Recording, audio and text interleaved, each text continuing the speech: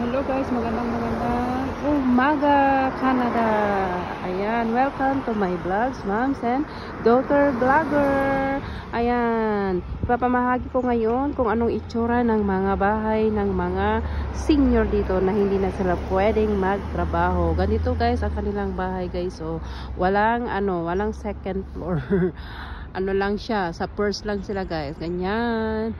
Dahan-dahan natin ipapakita guys, ganyan ang mga bahay dito ng mga senior guys, hindi sila pwede mag-akyat-akyat na, hanggang na ang lahat. Ayan, pakita ko lang guys, at saka ang ganda-ganda yung aming weather for today. Salamat sa panonood guys, thank you for watching us. Please don't forget to subscribe, like and share my video, at i-turn on nyo ang notification para ma-update kayo lagi sa aking bagong video.